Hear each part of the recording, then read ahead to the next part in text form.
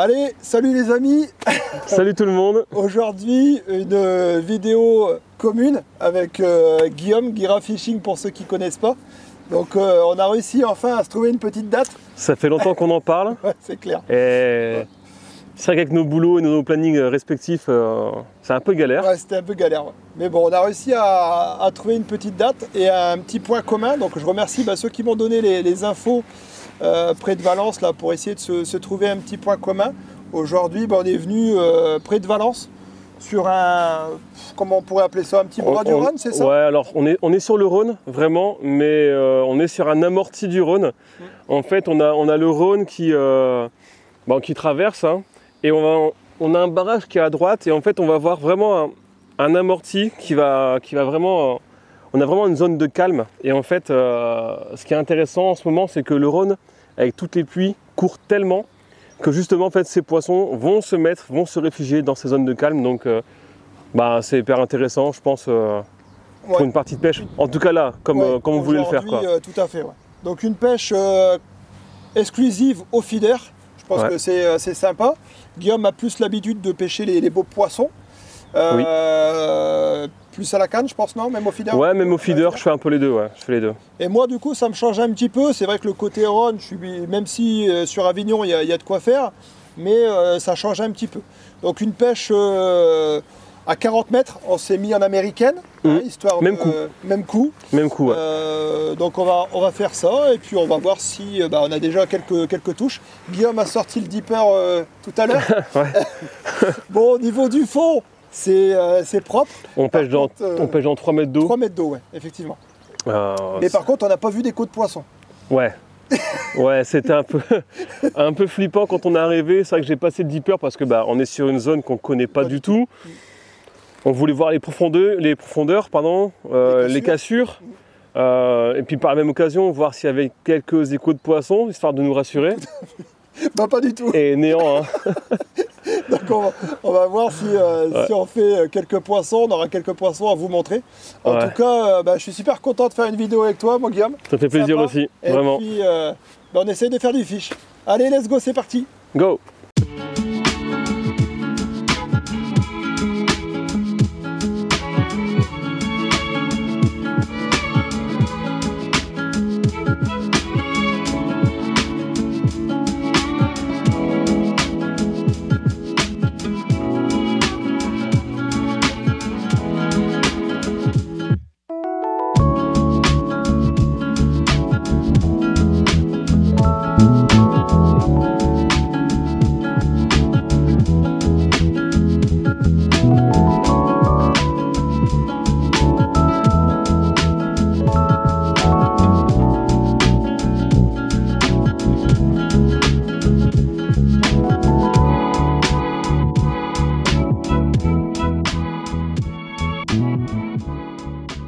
Moi je vais essayer, je vais en acheter une déjà.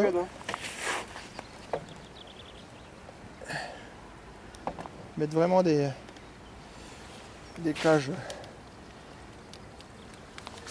pleines d'amorces et d'èches surtout.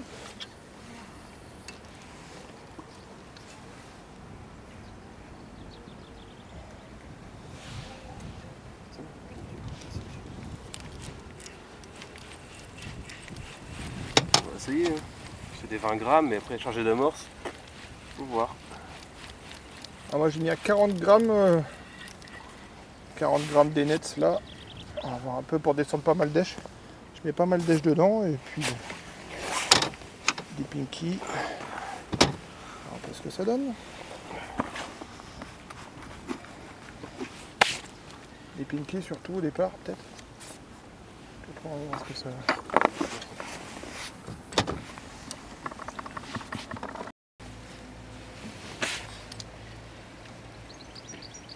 Donc, hop. Bon, j'ai pas de rater.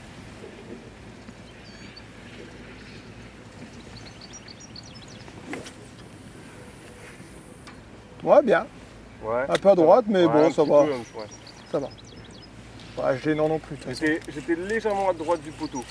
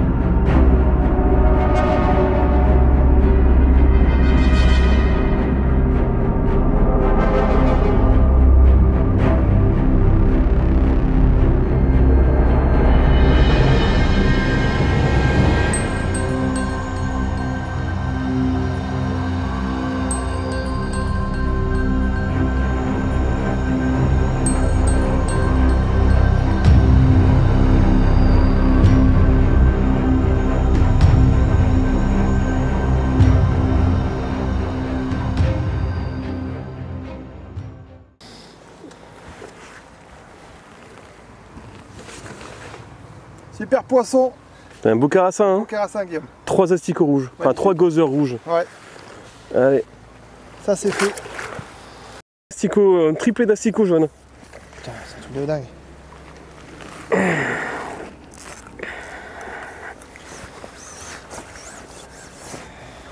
Hop. Triplé asticot jaune, un carassin.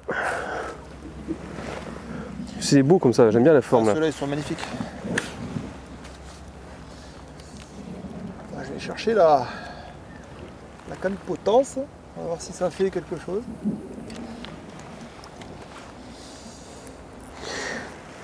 Tu vois, moi j'ai l'impression d'avoir moins de touches que toi. Ouais, mais d'avoir. Mais j'ai plus de réussite.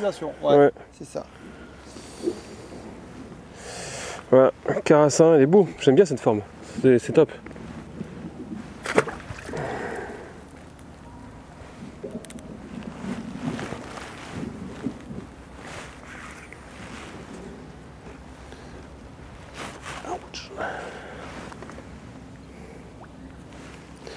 Après, bas de ligne, ouais, il y a un poil plus long, 5 cm. Ouais, je sais pas si. Alors, je vais essayer, mais. J'ai des rallonges, je peux mettre une rallonge. Mais... Ouais, tu sais, là. Regarde ça. Ouh. Ah voilà. Ah oui.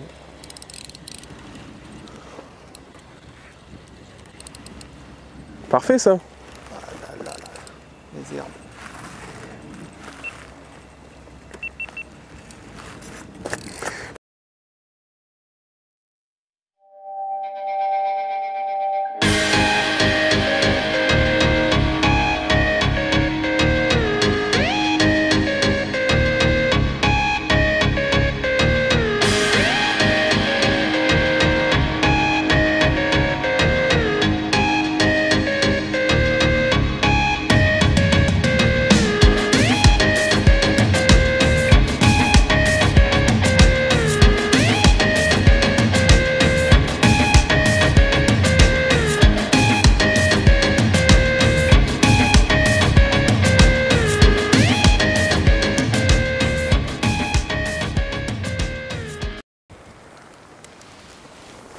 Allez les amis, petit entracte rapide pour vous montrer un peu les montages que j'utilise aujourd'hui. On verra tout à l'heure avec Guillaume. J'ai sorti la première canne. J'étais parti sur la Rimini Black en 3,60 m avec vraiment un montage à plat. Et j'ai vite vu que c'était pas très adapté. Dans le sens où déjà Guillaume lui avait un montage potence. Il arrivait à faire moins de touches mais plus de poissons. Moi contrairement à lui j'avais plus de touches mais plus de loupés. Donc j'ai sorti vraiment une petite canne à côté, la Gold, un peu plus haut de gamme, avec un montage avec une potence de 2 cm. Donc toujours le montage à plat, mais potence coulissante, qui m'a permis justement de faire un peu plus de poissons. Donc toujours des petites touches, mais le problème c'est justement que la canne n'a pas assez de réserve de puissance pour faire passer les poissons au-dessus de l'herbe. Voilà les amis, concernant le matériel utilisé, on ira voir Guillaume tout à l'heure pour lui demander voilà, la canne avec laquelle il pêche aujourd'hui. Ça fait un peu plus de 2 heures qu'on pêche, hein, ouais. Guillaume, c'est ça? Ouais, à peu près. On a fait quelques beaux poissons, donc ça c'est agréable, c'est sympa. Des carassins, quelques carpes, des beaux gardons, des bols brèmes. Ouais. Des brèmes aussi, Guillaume a touché. Des grosses brèmes. Ouais. Donc, bien sympa, c'est intéressant, ouais. Mais il y a un truc qui colle pas. Ouais, c'est assez technique, c'est vraiment pas régulier, on a quand même pas mal de trous. Ouais, je pense que je vois, ton ressenti est le même. Ouais, on a pas mal de trous. Alors on a vraiment des pics d'activité où on va enchaîner les poissons, enchaîner les touches. Ouais, c'est ça. Et d'un coup, pouf, plus rien. Enfin, plus rien. Plus rien. Moins de touches, beaucoup moins de touches. Ouais, c'est ça. Je pense qu'il va y avoir comme des poissons des beaux poissons qui doivent déranger. Donc là, on va essayer de mon côté, je vais essayer de faire quelque chose pour J'ai vu que relancer un peu le... Ouais, voilà. C'est ça. Je le montre parce qu'il le cache. Non, je l'ai mis de côté, mais... Non, j'ai envie de créer un petit appel visuel parce que je sais qu'il y a des poissons qui sont là. Mais peut-être qu'ils sont dérangés par les gros poissons et qui justement, ils vont peut-être se disperser. Et là, je me dis qu'en mettant pas grand chose, mais peut-être 2-3 cages par-ci par-là d'amorces jaunes traçants, Ça va créer un vrai nuage dans l'eau. Et ça va peut-être permettre à ces poissons-là de revenir et se recentrer sur notre amorce de base en fait. Parce que on a quand même, bon là c'est le fond du bac, mais fin, ouais. on a quand même, un mélange. Voilà, pour rien vous cacher, hein, assez brun, feeder assez marron, voilà. avec des particules de chapelure jaune et rouge pour faire un point d'activité dans le Rhône et les beaux poissons. Bien chargé, bien chargé en neige. Ouais. Et là l'idée justement avec ça, ce sera juste, en tout cas c'est ce que je vais essayer de faire, de mettre 2-3 cages par-ci par-là. Il n'y a pas d'èche, hein, c'est vraiment juste pour faire un petit côté, un petit appel, un petit nuage jaune et rappeler le poisson. Voilà, tout simplement. Faire un point attractif.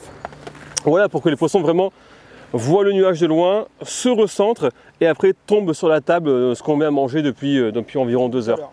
Voilà, c'est un peu l'idée. Au niveau du matériel que tu utilises, tu peux présenter un petit peu parce que, au niveau sensage, j'y connais pas grand chose. Alors, matériel utilisé, là je suis parti sur une canne, donc c'est une Black Arrow 600.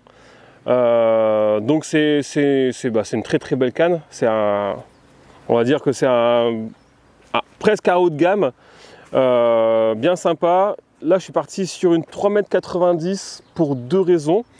Mine de rien il y a quand même du vent et je voulais être à l'aise dans mes lancers, je voulais pas forcer sur mes lancers.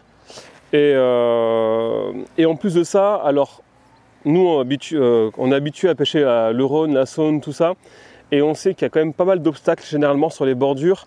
Et une canne qui va faire 3,90 m, ça va nous permettre de vraiment lever le poisson et passer là sur la bande d'herbier qu'on a. Parce qu'ici on a une bande d'herbier qui part du bord et qui avance jusqu'à environ 20 mètres du bord. Je peux vous le confirmer, hein, j'ai laissé quelques poissons dedans. Perdu pas mal de poissons, j'en ai perdu aussi quelques-uns. Et avoir une canne qui est assez haute, ça va vraiment permettre de lever le poisson et de passer au-dessus de cette bande d'herbier. Donc ça c'est super intéressant. Et après pour le moulin, je suis parti sur un Sensas, c'est Power Feeder 5000. Bah, tout simplement parce que c'est un super moulin. Le ratio avec un 3,90, je pense que c'est pas mal, c'est pas mal. Même tu peux aller en dessous au niveau des cannes, franchement ça le fait. Tu peux même partir sur même sur du 3,30 parce que tu vois c'est du 5000 mais qui est relativement, tu vois c'est pas un gros 5000. Donc c'est pas mal. 13 en 10 centièmes avec une arrachée en 30 centièmes que là par contre j'ai mis quand même sur on va dire presque 2 longueurs de canne. Avec un montage potence coulissante. Ouais, montage potence coulissante, avec quand même 2 stops pour bloquer en haut, histoire de vraiment avoir un autoférant. Voilà. Et toi, ton analyse par rapport à mon montage qui était vraiment à plat et à toi par rapport au début de pêche, est-ce que tu as vu la même chose que moi? C'est-à-dire que moi, le montage potence était quand même plus adapté? Tu avais plus de touches à plat. Par contre, tu avais beaucoup de déchets au niveau de tes ferrages. J'en ai aussi, hein. J'en ai aussi, mais beaucoup moins. Là, ça se voit encore parce que tu t'es remis sur ton montage à plat et tu as encore de la touche, beaucoup plus de touches, mais c'est vrai que tu concrétises un peu moins. Moi, je suis parti sur la potence directe et je n'ai pas changé. Donc, ça me va bien comme ça. Peut-être que sur un montage autre, j'enchaînerai les poissons, hein, mais. Je suis à l'aise avec ce montage, c'est un montage que j'expérimente on va dire depuis on va dire 6 mois. Ça me va bien, voilà. Bien, je me sens à l'aise avec ça et c'est cool. Voilà. Et sinon bas de ligne, là je suis parti sur un bas de ligne en 16 centièmes avec un hameçon de 14. Voilà, non c'est pas ça. 16 centièmes, hameçon de 16. Voilà. Très simple et de quoi mettre quelques asticots ou un grain de maïs. Ça marche bien. Après c'est vrai qu'on alterne, en général Guillaume a plus de touches d'un moment et après c'est moi. C'est vraiment selon l'activité du poisson. Donc puis lèche aussi. Du poisson, on va essayer de voir un peu le comportement avec le côté attractif de la mort jaune de Guillaume. Voir si ça permet de retoucher les beaux poissons. On va voir. Et puis on va essayer de se faire plaisir, en tout cas on est là pour ça. N'est-ce pas Guillaume? On va continuer à se faire plaisir même. Voilà, tout à fait. Parce que bon, c'est déjà le cas. C'est déjà le cas. Allez, go, c'est parti, on continue.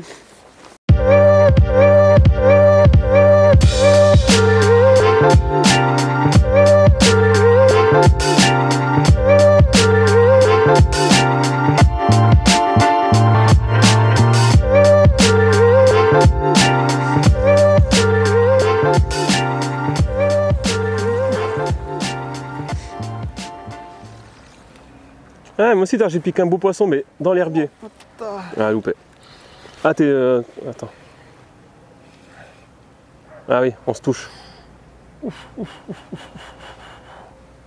Ah, on est l'un sur l'autre, je crois. Attends. Attends, je vais le tirer à gauche. Toi, t'es au-dessus ou t'es en dessous de moi, là? Regarde, il est là, là. Bouge pas. Regarde. Oh putain. Ouais, attends. Je suis percé. Il est là, le putain. Ouais. Il tire en plus. Je sais même pas ce que c'est, gros. C'est un carassin. Je sais pas, il est où ton nylon? Je sais pas s'il est au-dessus ou s'il est en dessous. Bah non, il est au-dessus, c'est obligé. Non, il s'est dégagé, non? C'est bon? Non, on est dedans encore. Quand on va essayer de pas faire d'un trop gros nœud. Ouais. On va essayer déjà. Attends. Oh, c'est une carpe. C'est une carpe. Ouais? C'est une carpe. Regarde.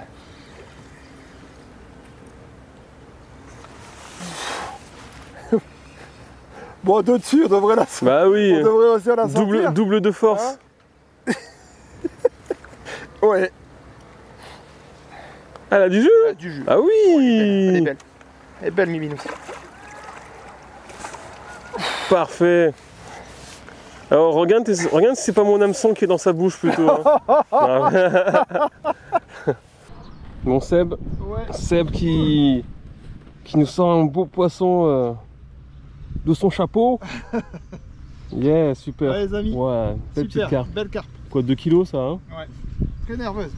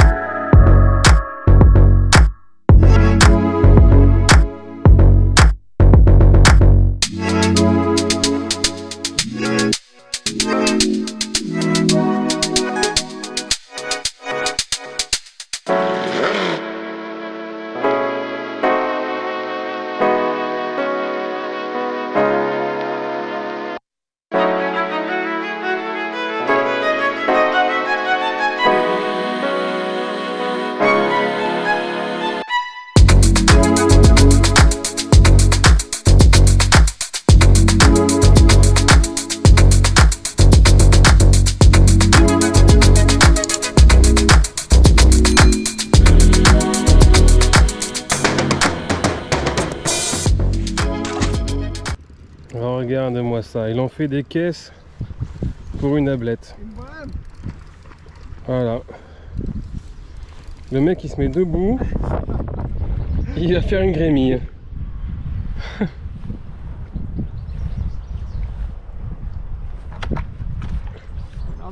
N'empêche, attends, elle avait du gaz un peu cette... Elle a du gaz. Oh là là. Celle-là, elle va faire du bien. Et oui.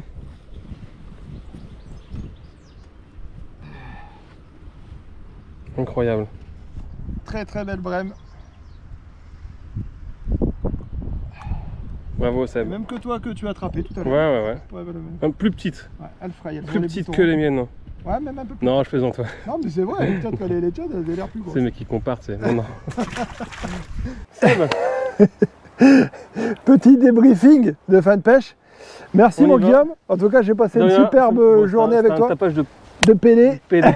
Je peux pas le dire maintenant, mais tu l'as dit.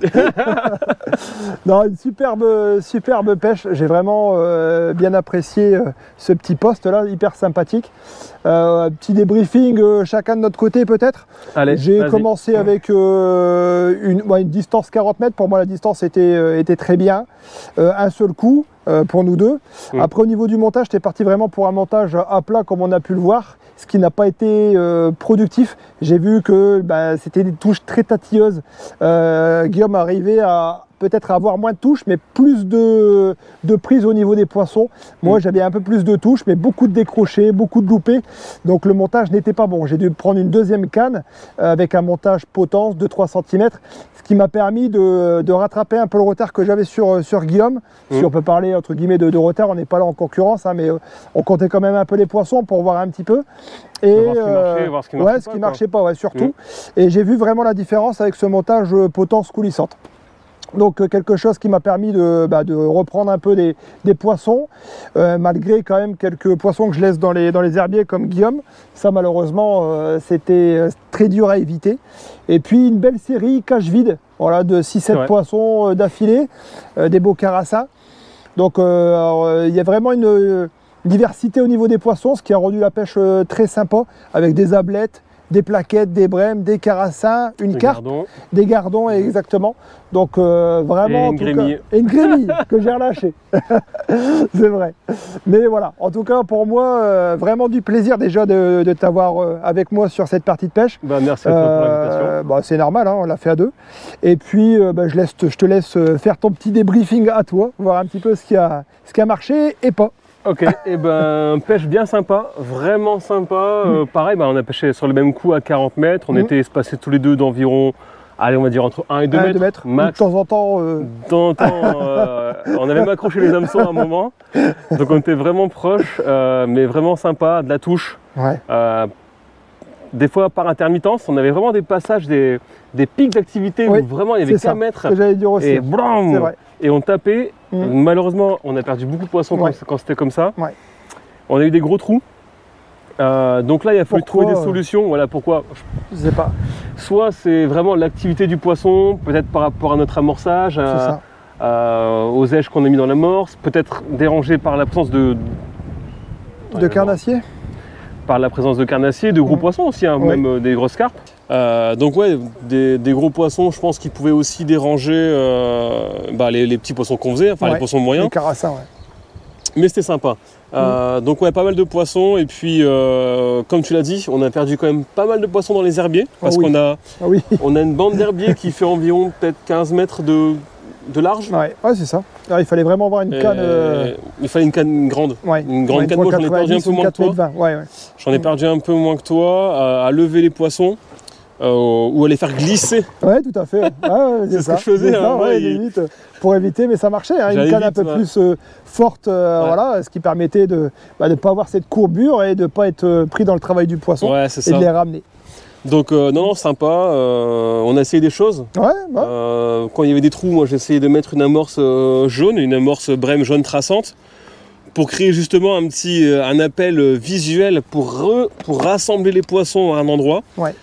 Est-ce que ça a marché, est-ce que ça n'a pas marché? En tout cas, quand je l'ai fait, il y a du poisson qui est rentré. On a refait du poisson. Ça n'a pas été négatif. Ça n'a pas été négatif.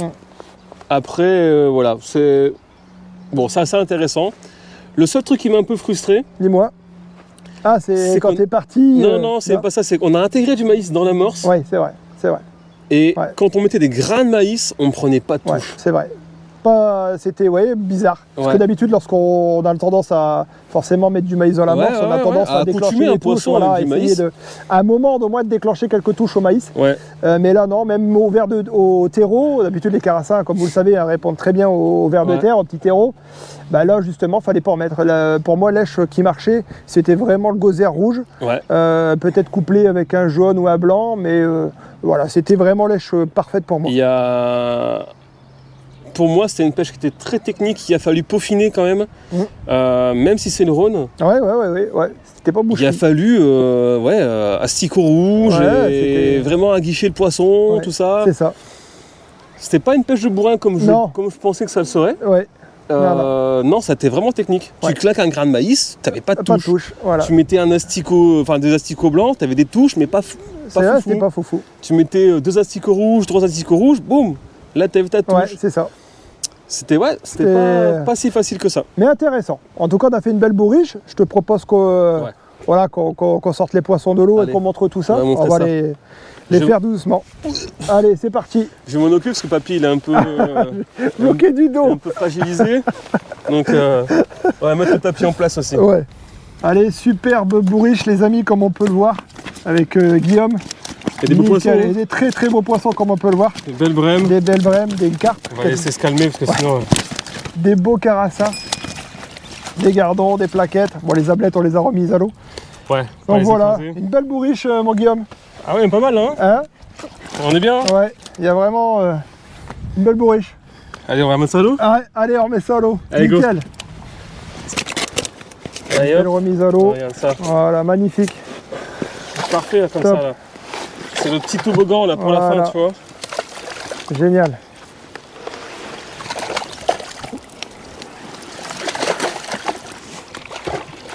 Pouf. Allez. Allez, mot de la fin pour cette vidéo. Ben... Merci encore mon Guillaume. Merci à toi, c'était un plaisir. Super sympa. Et n'hésitez pas à vous abonner sur la chaîne C'est Pêche Addict et Guira Fishing. Allez, merci. Mais déjà, un petit like sur la vidéo et un commentaire pour dire ce que vous en avez pensé. Tout et à après, fait. on s'abonne et on met la cloche. Merci Ok, les amis. allez, let's go. Ciao.